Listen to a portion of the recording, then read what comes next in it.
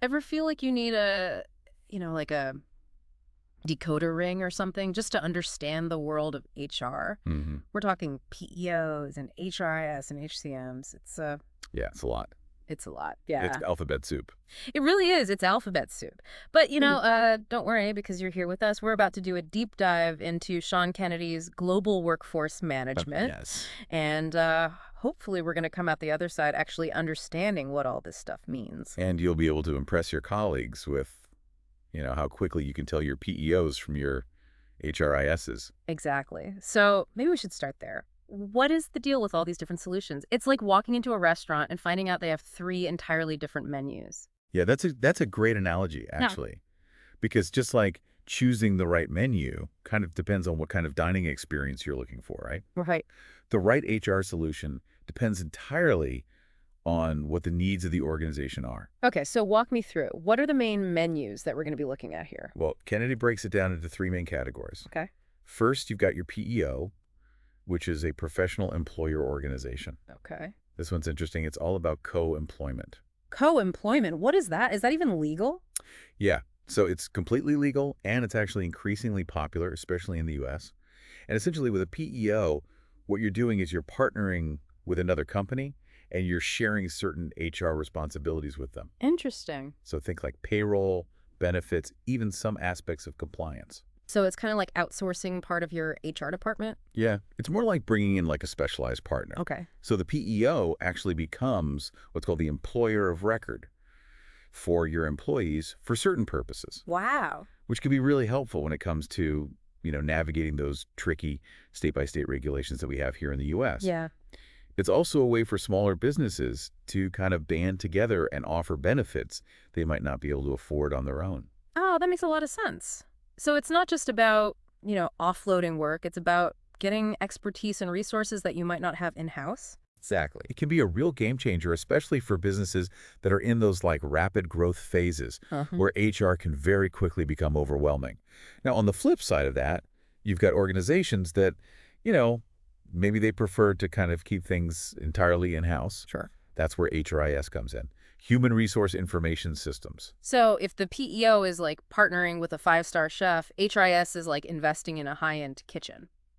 Ooh, Yeah. I like that. Yeah. Yeah. Okay, good. It's about having your own setup. Okay. HRIS is essentially software that helps you manage your core HR functions. So like what kind of things are we talking about there? So think like payroll, benefits administration, employee data, all those like essential ingredients. Okay, so the nuts and bolts. Exactly, yeah. And when you say software, we're talking about like the programs you use every day to do that. Absolutely, yeah. And Kennedy actually points out in the book how critical it is to make sure that that software is user-friendly, not just powerful. Right. Because no one wants to be stuck with a system that's harder to use than it is to like file taxes by hand. Ugh, don't even remind me about taxes. Yeah. But I do want to make sure I understand the difference here. Yeah. So HRIS is software you manage Yeah, versus a PEO where you're sharing that management with another company. exactly. Precisely.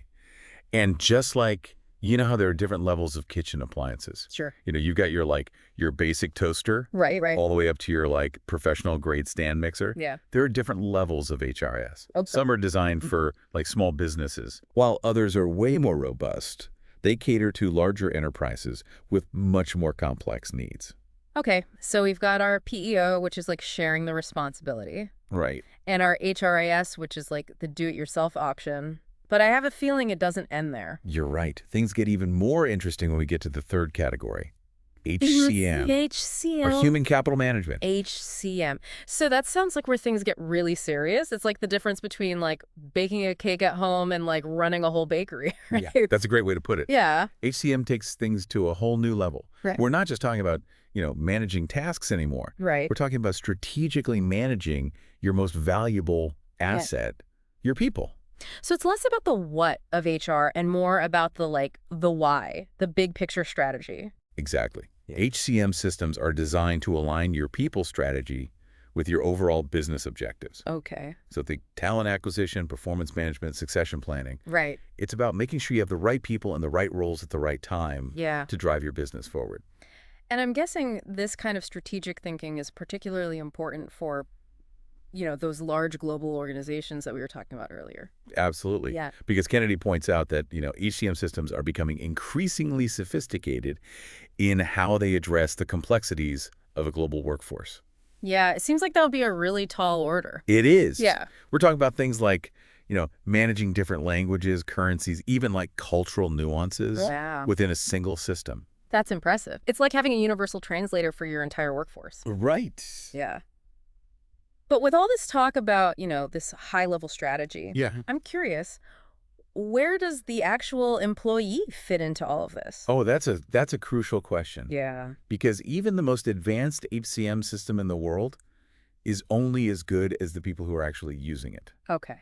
And that's why one of the key takeaways, I think, from Kennedy's book is the emphasis that he puts on user experience. So it's not just about having all the bells and whistles, it's about making sure those bells and whistles are actually easy to use? Exactly. Okay. Because a clunky, outdated system, that's just a recipe for, frustration, errors, Yeah. even like disengagement among employees. Yeah. Imagine you're trying to, navigate a benefits portal that looks like it was designed in the 90s. Right. That's not exactly a recipe for employee satisfaction. No, definitely not. It's like trying to use a rotary phone to send a text message. Exactly. Exactly. And that's why Kennedy really emphasizes the importance of things like intuitive interfaces, mobile accessibility, even like personalization. So it's about meeting employees where they are, technologically speaking. Precisely. And it goes beyond just the technology itself. Okay. Kennedy also talks about the importance of clear communication and training. Right, right. Because if employees don't understand how to use the system, or frankly, why it's being implemented, Yeah. they're much less likely to embrace it. Yeah, it's like any new tool, right? You need to Wow. know how to use it effectively to actually get the benefits from it. Exactly. And that's where strong change management practices really come into play. It's about bringing employees along on that journey, Right. addressing their concerns and highlighting the ways in which, these systems can actually make their lives easier. So it's not just about implementing the system, it's about creating a culture of adoption and engagement. You got it. Oh. And that's where the human element comes back into Uh-huh. play. Yeah. Because technology can automate tasks, it can streamline processes, Right. but it's ultimately the people who make it all work. Right. It's that human tech partnership that we hear so much about these days. Exactly. And when that partnership is working well, it can lead to some truly amazing things: increased efficiency, improved employee experiences, Yes. and ultimately a more engaged and productive workforce. So we've talked about the what of HR solutions Yeah. and the why of Yeah. HR solutions. Right. But what about the how? How do organizations actually go about choosing and then implementing the right system for their needs? That's where things get really interesting, Yeah. because there's no one-size-fits-all answer. So how does an organization even begin to navigate this landscape? It seems like there's just so many factors to consider. Absolutely, yeah. And Kennedy he really emphasizes that this is not a decision to be taken lightly. Right. It's about, taking a really close look at your current HR processes, what your budget looks like, what your growth trajectory is, even your company culture. It's almost like getting a custom tailored suit, right? Yes, You want something that fits you perfectly.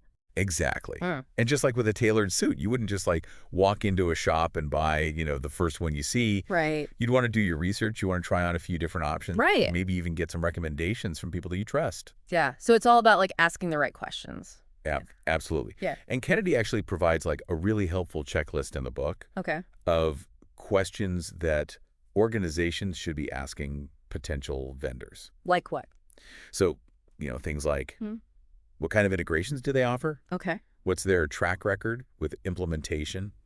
How do they handle data security? Yeah. Data security that's huge these days, especially with, so many organizations having remote workforces now. Could agree more, yeah. And it's not just about, protecting sensitive employee information. It's also about ensuring compliance with things like GDPR and all those other data privacy regulations that are out there. Right. It's a lot to keep track of. So let's say you've done your research. Yes. You found a vendor that seems like they're a good fit, and you're ready to take the plunge. Okay. What happens next? Well, Kennedy, he cautions against thinking of implementation as a one-time event. Okay. It's really more of an ongoing process, a Okay. journey, not a destination. So it's not like flipping a switch and suddenly you have this perfectly functioning HR system, No, I wish it were that easy. right? It takes time. Yeah. You have to configure the system. You have to migrate all of your data. You have to train your employees, work out any kinks. And even then, it's an iterative process. Yeah. As your organization evolves, your HR needs are going to change, right? Sure. So you need a system that can kind of grow and adapt alongside you. So it sounds like ongoing communication and collaboration are really key, like both internally Yeah. and with your vendor. Absolutely. And that's something that Kennedy emphasizes, throughout the entire book, Okay. is the importance of those strong relationships. Okay.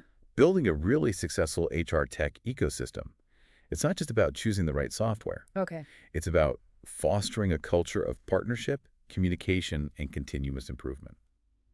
This has been incredibly insightful. So much to consider. It's a lot, yeah. Yeah, we've covered a lot of ground here from, the different types of HR solutions that are out there Right. to the importance of user experience and Yeah. then like the intricacies of actually implementing these systems. Yes. So for those listening who might be, kind of starting their own HR tech journey, Yeah. what would be like the one key takeaway you'd want them to remember? I think the most important thing is to remember that technology should serve your people, not the other way around. Okay. It's really easy to get caught up in all the bells and whistles. Right. But at the end of the day, it's about finding solutions that empower your employees, streamline your processes, and help you build a thriving workplace. Beautifully said. It's about using technology to, enhance the human side of HR, Right. not to replace it. Well, on that note, we'll leave you with this thought. As you navigate your own HR journey, Yes. remember to keep that human element front and center. Yes. What can you do today to create a more human-centered HR experience within your organization? Keep those mental gears turning, and we'll see you in our next deep dive.